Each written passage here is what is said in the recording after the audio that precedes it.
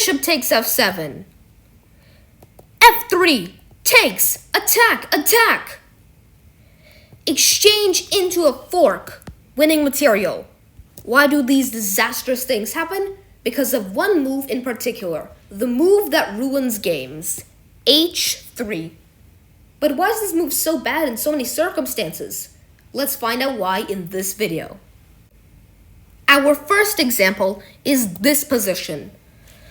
Black has no pieces out while white has two, and it seems reasonable that black should get a piece out. But no, he plays h6. This move does not do anything to develop. Now white strikes the center with d4. After black takes, he gives him another pawn, and if black takes, bad things happen. Bishop takes f7, luring the king out. Knight to e5 check. This cannot be taken because of the pin on the pawn. I don't know why my arrows are so wrong today. I know only one arrow was wrong, but that's not the point. King to f6, queen to f3 check.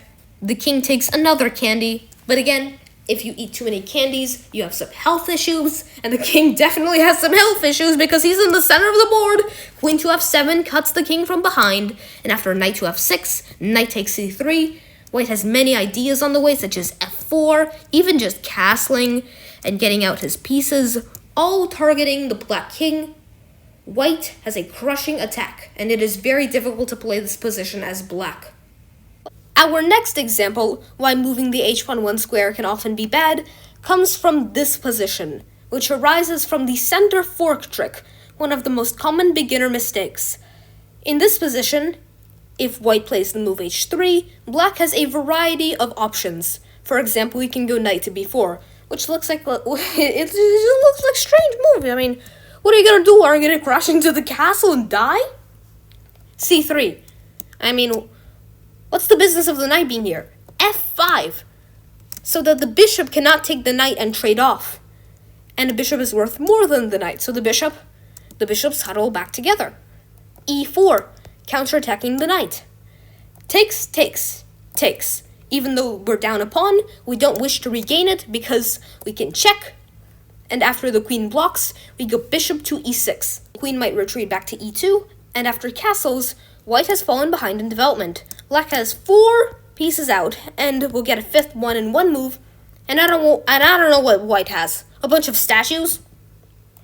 Castles, queen to f7, potentially setting up some bishop c4 ideas, but now bishop d3 covers that.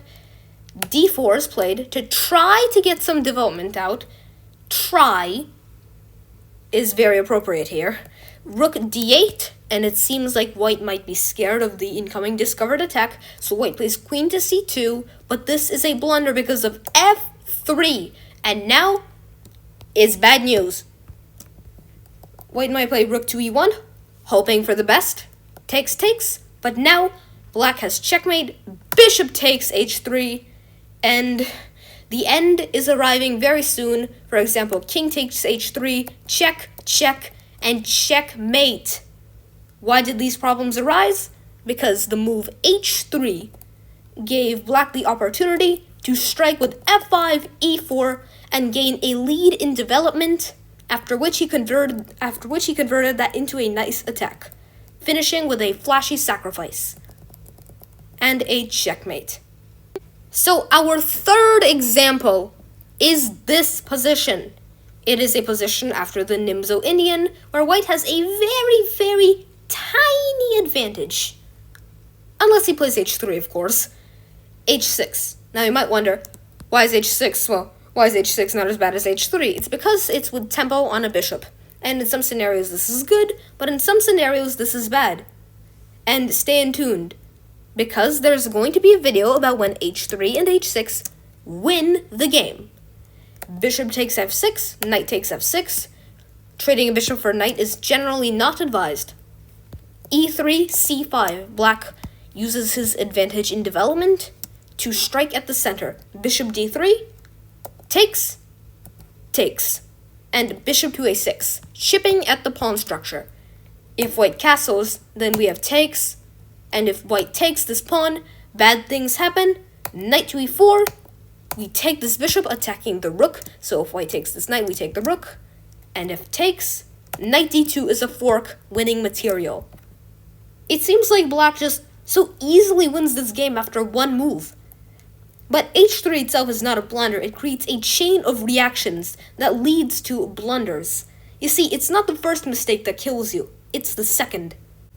So when you play h3 or h6, you must have a very good reason for why you are doing this move, so that it outweighs the disadvantages that come with h3 or h6. Disadvantages include loss in development, weakening some squares, weakening some dark squares around the king, or allowing a sacrifice on h3 potentially. Thank you for watching, and see you in the next video.